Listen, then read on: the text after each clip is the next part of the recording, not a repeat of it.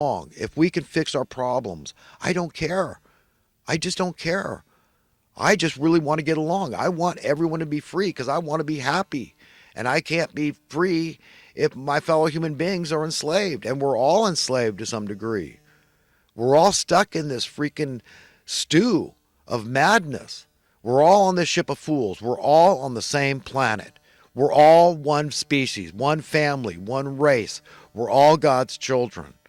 And we have an obligation to each other. We are a brother's keeper. We should see each other the way God sees all of us, as his children.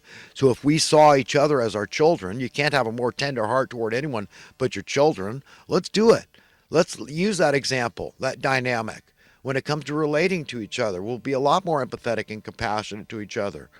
Because you'll see somebody as your own kid. You say, how would I feel if my kid was homeless, for example, or whatever the situation may be? That's your kid working at that minimum wage job. So maybe I'll title this series of videos today, American Economics Today, a Juggernaut of Pure Evil. All right, my friends, let's see. I'm going to get on to some recent current event type stuff and talking points I wanted to get into. There's a scuffle between Trump and the AG, the Attorney General. AG is mad, and Trump he humbled himself and admitted that, yeah, he was making his job hard. So leave him alone, Trump.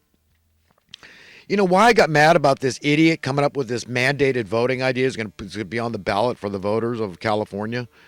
To make people vote by law. So you're either going to get a citation, I imagine, make you pay a fine.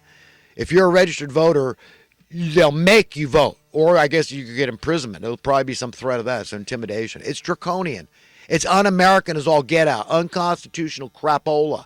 Because not voting could be as big a statement, okay, in terms of dissent as any form, okay, saying, you know what, I'm not playing your game. I don't like either candidate. I'm not voting, okay. I don't like something he said at the last minute. I'm not voting for the guy that has been nominated to lead my party. No, we have every right to dissent, and that means not voting. Okay, that's why I was so mad about that idiot legislator, whoever the hell came up with that crap. Makes me sick to my stomach. And if the Californian voters go for that, man, good. Maybe it'll just hasten our demise. As goes California, so goes the rest of the nation. If that's what must happen for God's will to be established on earth, I'm all for it. So what will be, will be. Let God's will be done on earth. That's all I know. That's what I want. I'm not standing in the way. But if you want to make people vote, God, I mean, you talk about sunk, we're done, man. We're cooked. It's over. It's over. You know, I was thinking about this idea. We always say that opposites attract, and that's true. I mean, you look at electricity, you look at magnetism, the male-female thing, right? But when it comes to class, you ever notice in Hollywood especially, like people want to marry within their class. But, it would work much better to get rid of the wealth imbalance out there if people married out of their class. Rich men should marry poor women, and rich women should marry poor men. Wouldn't that work a lot better? I mean, prenups, I think, should be just mandatory. That should be a given. Okay, that's what I think. Every marriage, that would save a lot of stress in the marriage. If there was no ifs, ands, or buts, why is this person with me? And you have doubts, is a gold digger if you're the rich one or whatever. Okay, so a prenup is just, that's just the norm, okay, on any marriage contract, the legal norm. And that way, that puts that to rest. You're not getting spupkis. It's all mine, and you don't know my will, and I'm going to do with it what I want. That's it. You don't know who's on the life insurance policy if I have one. Okay? So, it goes to show how we love money. I mean, people, I made a lot of money. I'm successful. I want to marry somebody like me.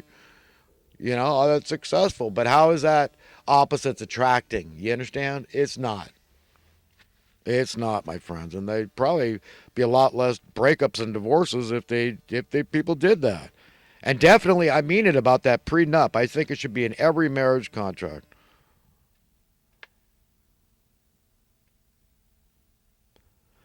I saw this episode of Cops, and this guy is waiting for coins at this Bellagio. I mean, this guy looked like he was in his right mind, normal looking guy. Can you imagine for a few nickels and pennies and quarters and dimes and crap? This guy's in there making a total fool out of himself. But, for a few bucks, this is what people will do. And now the guy he got taken to jail because he was warned once, and then he went back to do it again. Can you imagine that after getting off? I mean, how humiliating would that be? And this guy didn't show any embarrassment at all. He just went to jail. And now it's going to cost the taxpayers 50 grand a year to keep that guy in jail, at least minimum. That way, it was an episode. It was out of Las Vegas, of course, the Bellagio. Live like there's no tomorrow, and that's a very biblical thing to say.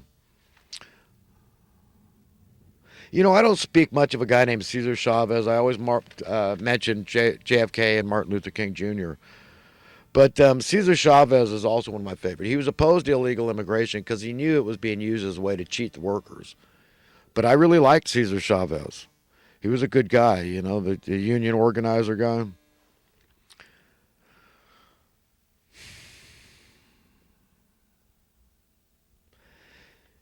I talk about being as materialistic as the next guy. I really am. I got to confess something. I enjoy this show. Most everyone's probably seen Pawn Stars. For the longest time, I didn't like the name, so I never even watched it. But then I started watching. I enjoy it. I don't, it's just the characters, I guess. And it's so funny. I mean, the money thing. How it kind of tickles me is just seeing people's relationship with money, and it's just to me, I find it entertaining. I just thought I'd point that out, and confess that I do like that show. I was talking about body image last week and body health, and I'm a connoisseur of beautiful women, and I got to tell you that health is the most important feature. So even if a woman doesn't think she's pretty, look, if you're healthy, you're going to be very attractive to some guy. I guarantee it. Plenty of guys probably. So whatever age, you don't worry about that. Just concentrate on health. I don't like the phony stuff like Botox injections, and I hate plastic surgery. I hate belly button rings, and I don't like women shaving all their body hair. I'll be honest. And what you find out is it's healthier. Okay, there's a reason why God gave us pubic hair, my friends. And look into it. You keep it trim and neat and all that, but God knows what He's doing. He knows what's beautiful, and a woman, in my estimation, looks way better. Okay, if she's got some in that area, just keep the natural lines that God gave you, and everybody likes to groom and everything, but just keep it as natural as possible, and it's healthier.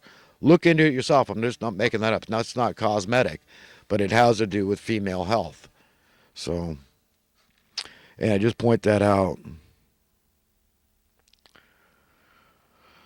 That God knows what He's doing. He made the woman perfect. I mean, she is a sacred creature, His finest work, in my estimation. There's hands down, no doubt about it. Who could argue that point, that the woman is His finest work? I think I'm going to put in a third tape today. I got to get my thoughts out of the way here, and I'm barely going to get through talking points and recent current event type stuff.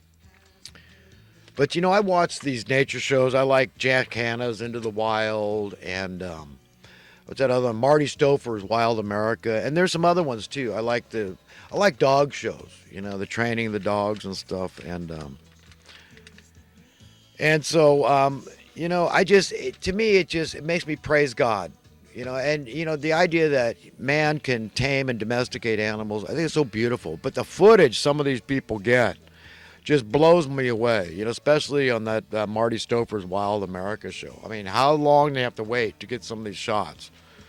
It blows your mind. So I really enjoy it. And, some of these ocean shows and the sea creatures, I just love it. And, to me, it's a form of praising God. It's worship God. I mean, look, this is what God has given us and done for us. It's beautiful. Why did God create? Because it felt good. It's just like us. Why do we create? Because it feels good. It's natural. That's why we're so innovative, inventive, imaginative. It's our power of thought. You got eternity. What are you going to do with your time? That's God. That's the rhyme and reason. And He let us understand why He procreated.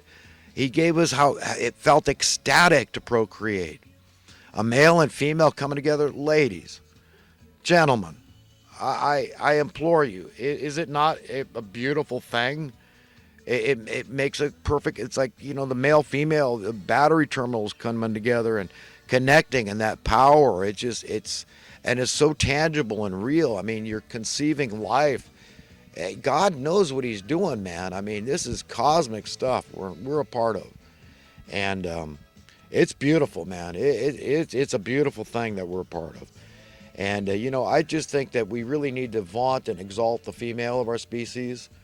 And we have. I mean, traditionally, the women and children first kind of thinking it's good. That's a good thing. These are the baby makers. These should be, never treat a woman wrong. Don't think about women wrong. It starts there.